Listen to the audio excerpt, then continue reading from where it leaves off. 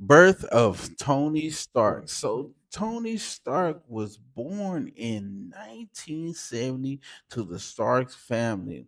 But there is a problem with this history because Tony remembers his birthday as May 29, 1969, which makes sense because he clearly says in this video.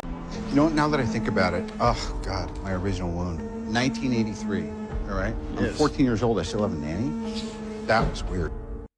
So if he says he was 14 in 1983, but Shield Records says he was born in 1970, how can the government and his father? Tonight? My wife's expecting, and too much time at the office. Congratulations. Thanks. Hold us, will you? Yeah, sure. How far along is she? I don't know. Forget this unless he is not the baby that was born in 1970, but the baby that was stolen by the TVA in 1969 and given to the government so that they can have immunity to the timeline. Kane stole the baby Von Doom before he could grow up and become Dr. Victor Von Doom because he was the bigger threat. Wait a second. Let me ask you something. If we can do this, go back in time, why don't we just find baby Thanos, and First of all, that's horrible. it's Thanos. And secondly, time doesn't work that way. Changing the past doesn't change the future. Because Kane already did that and brought Tony to this reality so that Wanda, she only I got eyes on the prize.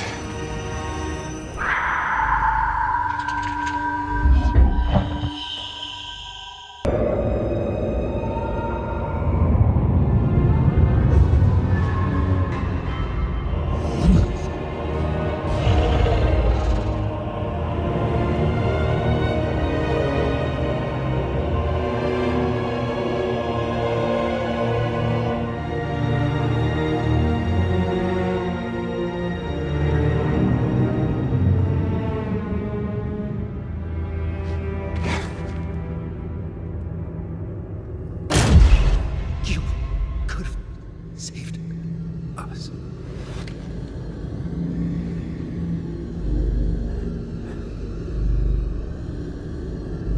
Why didn't you do more?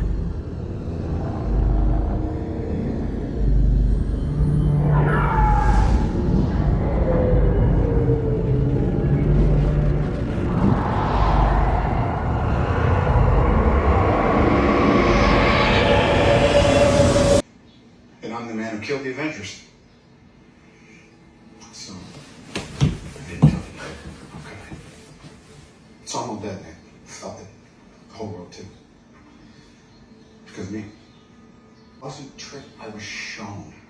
It wasn't a nightmare, it was my legacy. The end of the path I started us on. So Tony was a bigger threat himself. That's why Thanos knew him by his name and said, Stark, You know me? you're not the only one cursed with knowledge. My only curse is you. cursed with knowledge. So when Doctor Strange looked at every outcome, he seen that Tony was Doctor Doom and he knew he needed to make him sacrifice himself without him knowing fully that he knew that he was Doctor Doom. This was the part of the trick. This the reason why he asked Thanos to spare him. Not because he tried to save him. It's just that he needed him at a certain point of time.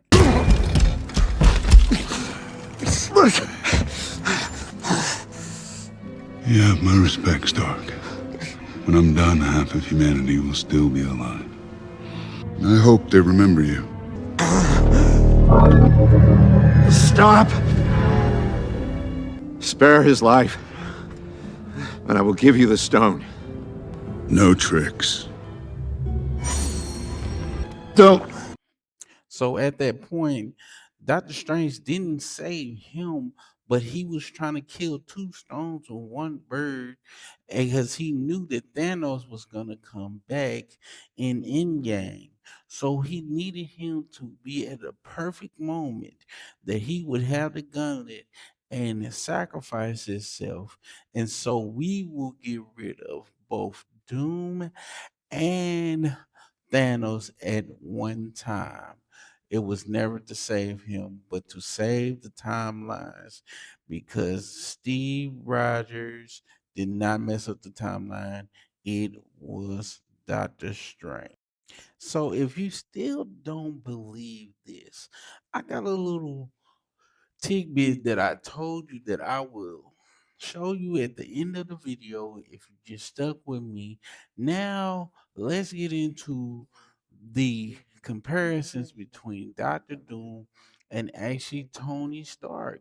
Let's go down the origin and why they are the same. Let's start off with Doctor Doom. Doctor Doom real name is Victor Von Doom, is a supervillain from the Marvel's comic known as the tyrannical ruler of the fictional Eastern European nation, Liberia. Now, let's get to the origins. The brilliant but arrogant scientist and sorcerer from Liberia. He was scarred in a lab instinct created his armor, remember the guys, in to hide his disfigured face. Hmm, don't that sound familiar? But it was in an incident, but it kind of was gonna cost him his life. But hey, let's get to it. So this is what I really wanted the key thing that I wanted to get into. A genius in intellect, master of both science, robotics, and time traveling. Who made time traveling? Let's figure this out right now. A bit of mild inspiration. I'd like to see if it checks out. So, I'd like to run one last sim before we pack it in for the night. This time in the shape of a Mobius strip. Invert it, please. Processing. All right, give me the eigenvalue of that particle factoring in spectral decomp. That'll take a second. Just a moment. And don't worry if it doesn't pan out. I'm just kind of... Model rendered.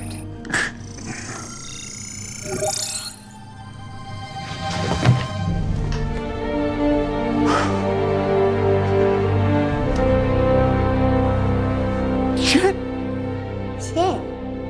If there's one thing Loki taught us, it's that everything we imagined time to be was way off. He Who Remains controlled the sacred timeline, after winning the multiversal war against his variants. He was originally born in the future before expanding on the concept of time travel, and the multiverse in general. However, Kang's discovery was likely only made possible thanks to one of our favorite heroes. Tony Stark is the original inventor of time travel in the MCU.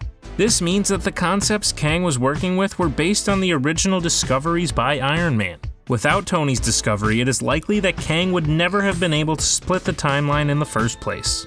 Essentially, without Tony, there is no Kang. It's okay though, I mean, we can give him a pass, it's not like Tony has ever created a villain before, right?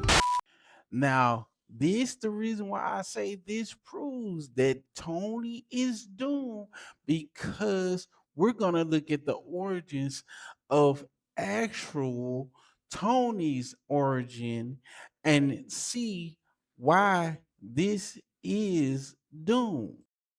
All right, so we got the origins of Iron Man.